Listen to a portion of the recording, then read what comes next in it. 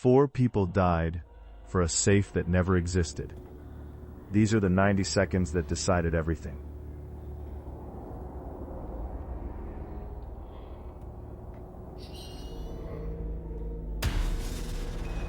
Holcomb, Kansas, a town of about 270 people, out on the high plains where the wheat runs to the horizon.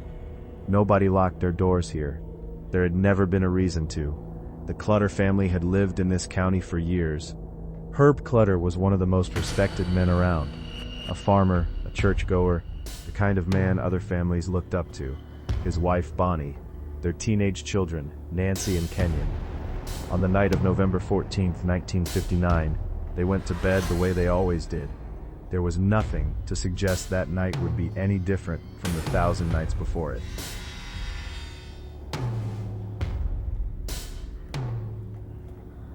The truth is, the danger had been building for weeks, in a place none of them had ever been. A former farmhand named Floyd Wells had once worked for Herb Clutter, and years later, sitting in a prison cell, he mentioned something to his cellmate, almost as a passing story, that Clutter kept a safe in his office, full of cash. It wasn't true. Herb Clutter did his business by check, like every other farmer in the county, but the cellmate, a man named Richard Hickok, believed every word of it.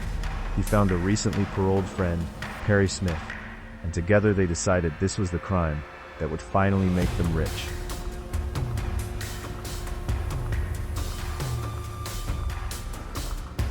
On the night of the 14th, Hickok and Smith drove more than 400 miles across Kansas, carrying a shotgun, a hunting knife, and a plan built entirely on a lie.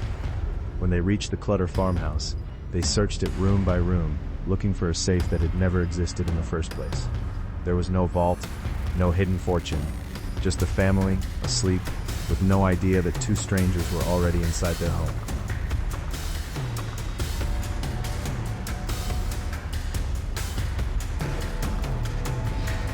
What happened next took less than an hour. Herb Clutter was woken and asked for money he didn't have enough of to satisfy them. Then Bonnie, then Nancy, then Kenyon. By the time Hickok and Smith left the house, all 4 members of the Clutter family were dead, killed in the end for a fortune that was never there to begin with.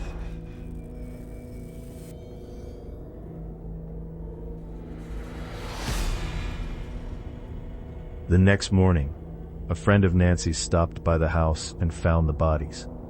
Within hours, Kansas Bureau of Investigation agent Alvin Dewey was on the case. And within days, the case seemed to stall completely. There was no obvious motive, no known enemies. The Clutters had nothing anyone could point to and say, that's why. For the first time anyone could remember, people in Holcomb started locking their doors at night. Neighbors began looking at neighbors differently. A town built on trust spent that winter afraid of itself, with no idea the men responsible were already 400 miles away. When investigators later tried to piece together what the 2 men had actually taken, the total came to less than $50 in cash, a pair of binoculars, and a transistor radio. That was the entire prize. 4 lives, for less than the cost of the gasoline it took to drive there. It took 6 weeks for the case to break, and in the end, it wasn't a clue at the crime scene that did it. It was Floyd Wells again, the same man whose offhand story had started everything. Sitting in his own cell, hearing about the murders on a prison radio, he finally told investigators what he knew. Hickok and Smith were arrested in Las Vegas on December 30th, 1959, still carrying almost nothing of what they'd killed for. Both men were tried, convicted, and sentenced to death. They spent more than 5 years on death row before their executions on April 14, 1965. Appeal after appeal, for a crime that had never made any sense to begin with.